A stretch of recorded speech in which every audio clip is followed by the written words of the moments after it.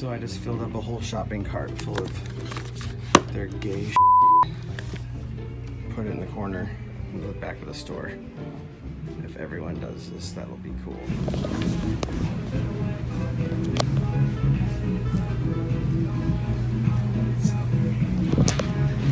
It's so gay. I, Mr. Right-Wing Alpha Male, hate gay people so much that I spend my free Saturday afternoon filming myself childishly having a temper tantrum by moving Pride merchandise around in Target to stick it to them online liberals. It's all their gay. I moved it all to the back. You're welcome. Dude, the only person that you're owning is yourself by playing these childish games and then posting it online pretending that's what makes you an alpha male. Plus you're making it harder for all the employees that gotta put all the stuff back. Like Miss Linda, Target employee of 30 years, is gonna come after you, bro. Look, I don't know how grown men going into a store and like overreacting over a rainbow is some sort of display of strength or like owning the woke people, but this needs to stop because it's super childish. I mean, what kind of example does that set for children? This is all gay stuff. They said two consenting adults. Two consenting adults. How is this adults? How is it pedophilia? This is gay stuff for kids. They said that, yeah, man. That's pedophilia? Yeah. This is all gay, bro. Your kids can't be gay. Come on. Look, these are just scared little boys questioning their sexuality. I mean, they probably think more of gay things than even I do. Well, that's probably not true.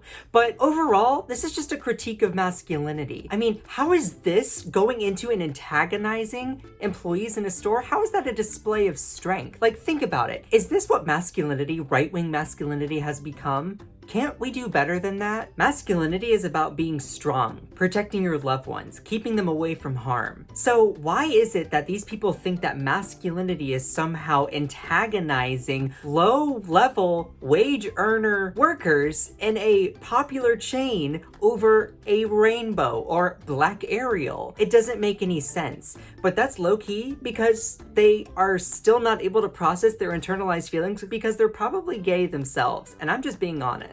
Many anti-gay and anti-trans people who have been making their mark by posting online content that demonizes the LGBTQ community often have huge skeletons in their closet, and I wouldn't be surprised if this guy going into the Target is also questioning his sexuality. An example of one of these people is Michael Knowles. He's a host on the Daily Wire. You know, the guy that said he wanted to eradicate transgenderism. Yeah, well, he may or may not have starred in an LGBTQ film at one point. You should take a look. It doesn't just say only minors can't. It bans transgenderism for all practical purposes in the state, for everybody. And it has to.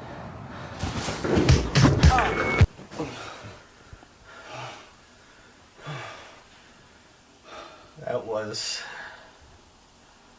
wow. Quite scandalous, to be sure. Or another example, Rob Schmidt, who's also a Newsmax host, you know, that far right-wing network. Yeah, he was tagged in a photo of him and another guy who was a known gay massage therapist with the hashtag gay at the bottom. So, you have anything to say there? Oh, and watch this clip of him because he's weird. We are already having a population crisis in this world. We're not going to have enough people to feed everyone. And who's going to take care of all the old people we have? How are we going to survive once the left turns everybody in this country gay? I have so much that I want to say, but I can't just cram it into this video, so I'll say this.